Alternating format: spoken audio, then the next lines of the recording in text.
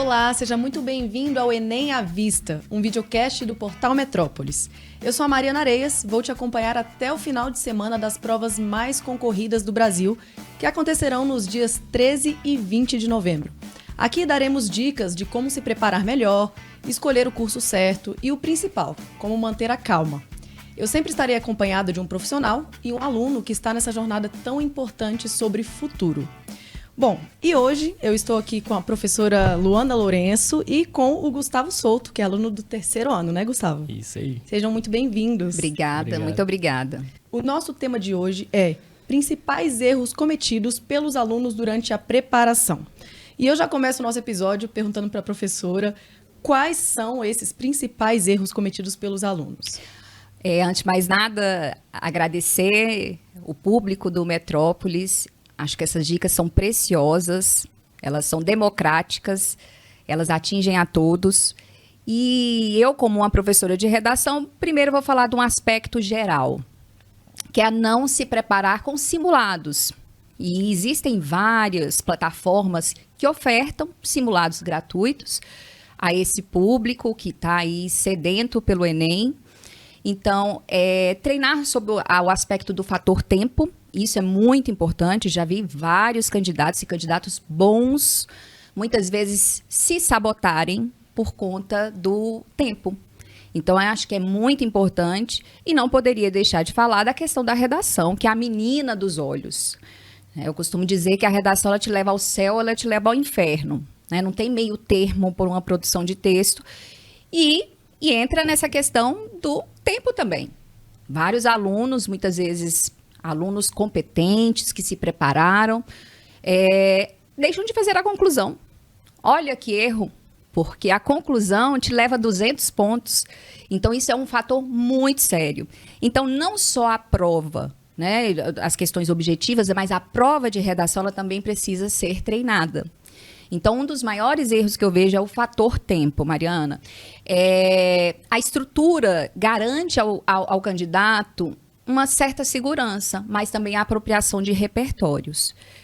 E acredito que seja esses dois pontos que sejam assim, bem fundamentais para esse momento. A gente pode dizer, então, que são os erros mais graves cometidos pelos alunos, né? A não fazer simulados e não completar toda a redação, não administrar bem o tempo ali, né? Exatamente. Porque assim, Mariana, só rapidamente. Claro. A redação do Enem, muitos que estão se preparando sabem disso, ela é dividida em 5 competências. E cada uma delas são 200 pontos. E isso faz com que o aluno não fazer uma das partes o prejudique, né? Então, deixar de fazer a conclusão com toda aquela proposta de intervenção lhe levam 200 pontos. Então, isso aí é algo muito sério mesmo. E o repertório, na competência 2, é extremamente importante também, assim como a estrutura. Bom, Gustavo, Oi. Fala pra gente, você costuma fazer simulados? Quais desses erros que a professora Luana comentou aqui, que você já cometeu e que você acha que foi realmente complicado ali para você manter um desempenho bom? A questão de simulado, a escola proporciona pra gente. Sempre pelo trimestre tem 2, 3 simulados ali pra gente ir treinando aos poucos e se acostumando, né, com o estilo de prova, saber como você vai reagir na hora. E essa questão da redação, do tempo, é bem importante treinar porque ali na hora, se você se preocupar um pouco e esquecer de alguma coisa, é bem complicado. Aí eu já cometi erros assim de não fazer simulados e nunca parei para cronometrar o meu tempo na redação. Aí eu acho que tem que começar, né? Talvez já começar a seguir essa dica aí, porque para sua prova com certeza vai ser muito melhor. E me fala um pouquinho da sua jornada, qual é o curso que você escolheu, como você tem se preparado? O curso que eu escolhi foi Engenharia de Software. Acho que eu me identifico um pouco com ele por causa do âmbito tecnológico dos dias atuais. E eu venho me preparando com a ajuda da escola também, com simulados, e um pouco por fora também, estudando em casa, fazendo provas antigas, algumas questões do Enem. E como é que é essa questão de cronometrar o tempo, assim? Percebe, professor, que os alunos costumam fazer isso ou às vezes não dão tanto valor a essa dica que é tão importante? Mariana, isso é sério. Muitos alunos subestimam isso. E aí, quando eles se deparam com a realidade, que é um dia de prova, eles veem a importância. Então, às vezes, a gente tem que passar para poder ver a necessidade. Talvez a prática do simulado já dê essa dimensão ao aluno da necessidade de se fazer isso mesmo em casa, não necessariamente na sala de aula, né? Então, assim, o que eu costumo dizer aos meus alunos é que a redação ela precisa ter, no máximo, 1h20. Talvez 1 hora para ser produzida e 20 minutos para que você passe a limpo. E o aluno ele precisa identificar quais são os pontos fracos dele. Muitas vezes, tem aluno que demora muito mais tempo para passar uma redação a limpo do que para fazê-la. E aí, isso precisa ser lapidado, isso precisa ser melhorado. E como é que é a questão, assim, um mês ou pelo menos algumas semanas antes da prova, tem algum erro que os alunos geralmente cometem, seja em termos de qualidade de sono ou alguma coisa nesse sentido, que você acha que tem a ver, também pode influenciar a um mau desempenho na prova? Com certeza, Mariana. Eu sou defensora das horas bem dormidas e dos exercícios físicos. Até porque eu faço isso e minha qualidade de vida ela se tornou muito melhor.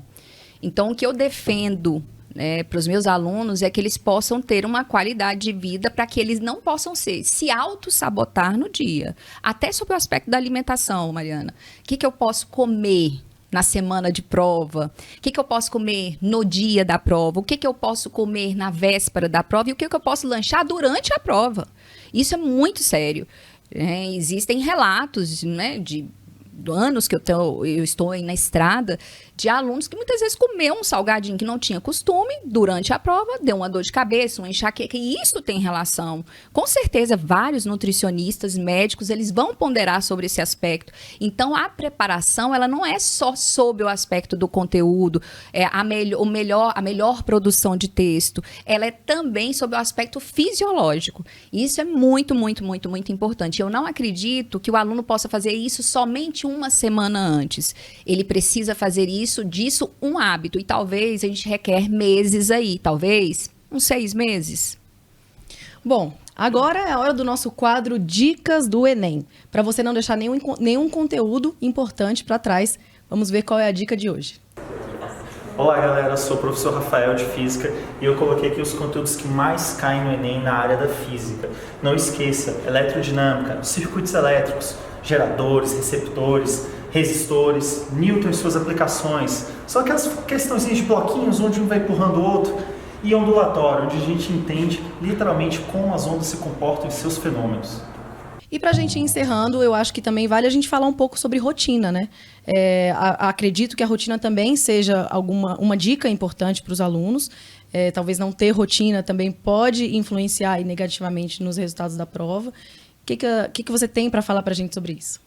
Eu acredito, Mariana, que a rotina ela gera hábito. Então, no início é difícil. Sentar numa cadeira é difícil, dói, causa desconforto, mas é necessário.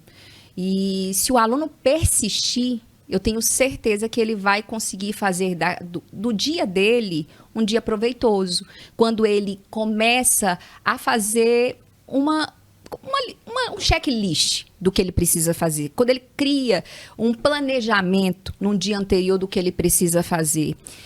Isso aí, para a mente, é muito gratificante quando ele consegue vencer, mas ele também tem que se dar o direito de dizer assim, não deu hoje, mas amanhã eu consigo.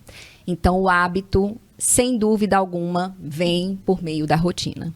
Gustavo já experimentou algumas dessas dicas? Acha que foi interessante para você? Eu já tentei fazer uma rotina, um planejamento de estudos, mas para mim não funcionou muito bem. Eu prefiro... um dos erros é deixar para a última hora, né? Eu acho que eu comento um pouquinho, mas eu acho melhor para mim ir estudando aos poucos, assim, quando eu me sentir mais à vontade, não fazer um planejamento assim que eu vou seguir todo dia.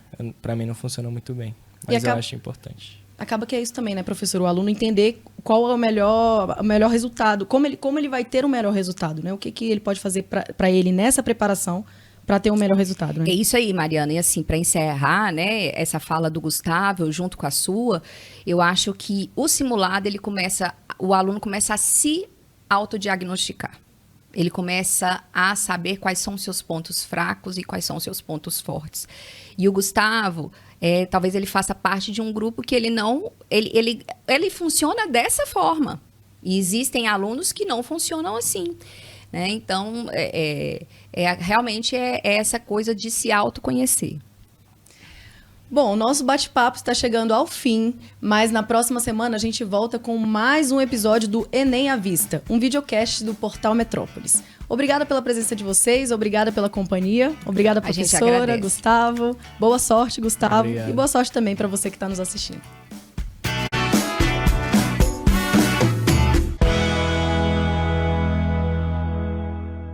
Você já ouviu falar do novo ensino médio? É um novo jeito de aprender, em que o estudante constrói o projeto de vida e escolhe o próprio itinerário formativo. Em 2022, os colégios do Grupo Beck iniciam a nova organização curricular, que trata a formação geral básica, com todas as disciplinas que você já conhece e os novos itinerários formativos. É a oportunidade para o estudante se tornar protagonista na construção do próprio futuro. Outra novidade são as disciplinas eletivas, que possibilitam trazer o conhecimento teórico para o dia a dia com conteúdo digital, encontros presenciais e aulas práticas. No Colégio Católica, as disciplinas eletivas podem ser cursadas em diversas áreas, em parceria com nossas instituições de ensino superior. E sabe o resultado de tudo isso? Você preparado para o futuro. Venha viver no novo ensino médio com a gente!